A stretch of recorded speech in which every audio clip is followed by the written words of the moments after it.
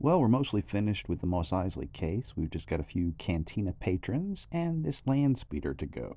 Luke's landspeeder was one of several small vehicles that they produced for the West End Games miniatures line.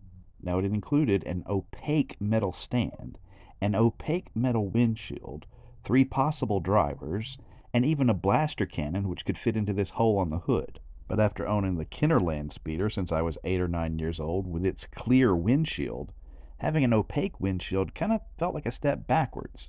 So what can I say? I made some special modifications myself. Alas, decades of compression from the foam in the case has kind of warped the windshield that I cut out of plastic and glued into place. It's currently only glued to the metal on the starboard side, and the rest of it has skewed in that direction. But the main purpose of this video series has been to show off the paint jobs that I did when I was 24, so I'm not going to bother cutting that off and re-gluing it into place because it's just going to happen again once I close the cases.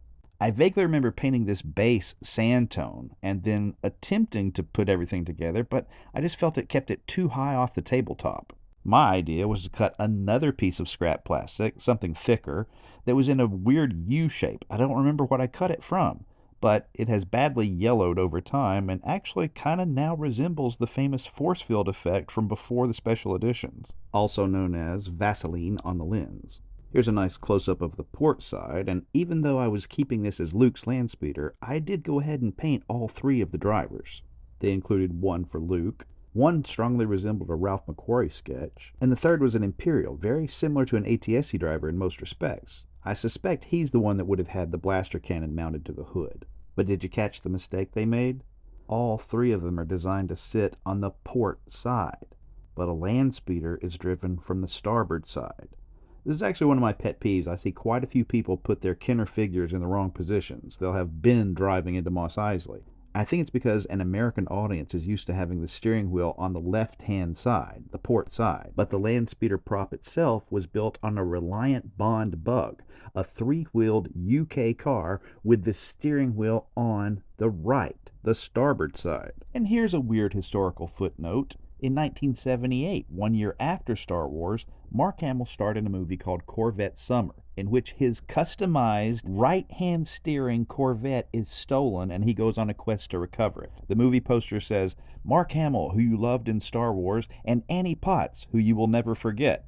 I never forgot her.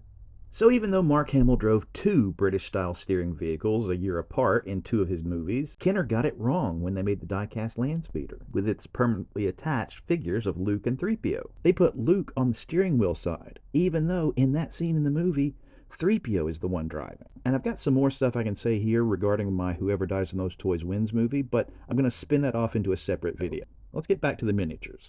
At the top of the video, I mentioned some remaining Cantina patrons, and they all came from set 40309, Mos Eisley Cantina, a box set containing 10 figures. 6 of these were aliens we see inside the cantina. 1 is an informant that we actually only see on the streets of Mos Eisley.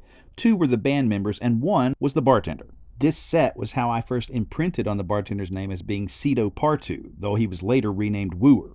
Likewise, this set called the Gotel character Keru, even though he was later called Feltapern Trevag. So whether you think of him as Cedo Partu or Wooer, I will accept either one. Here is my painted version, serving a cup of jury juice to Cabe the Chadra fan, while Muftak the Towels looks on. Here is Labria the Deveronian, Himdazan the Arcona, and Lax Sivrak the Shishtavanan Wolfman. Say that 3 times fast. I'm going to give you a couple of different angles on them to show off the paint job all the way around. I particularly like that Lax Sivrak has a little backpack on, resembling the one worn by Boosh. Hey look, even in 94, I was painting these guys with black pants. So here are my 4 Cantina band members. It's obviously just duplicates of the same 2. However, the neck of that stringed instrument on the one on the right either broke in transit or I decided to customize it, just to break up some of the monotony. What I can't figure out is why I stopped at just 4 band members, because I didn't have to buy the full 10-pack over again. They were also sold in a 3-pack blister pack with Cedo Partu. Maybe I just didn't want a small army of Cedo Partus, even though they're from a different box set.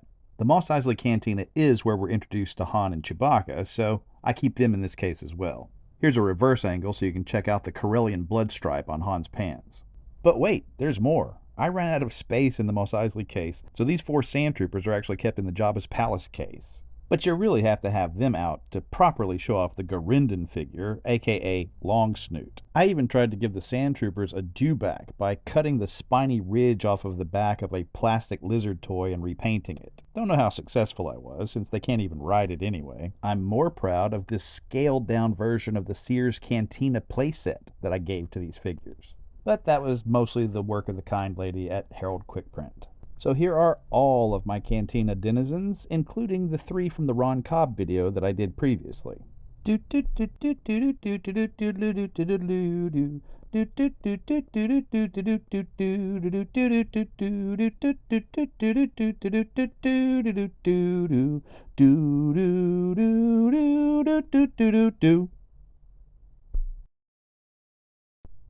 I'll give you a reverse angle so you can check out Han's.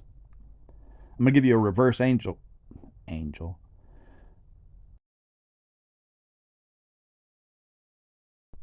But you really have to have them out to properly show off the Garinden figure, aka long snoot.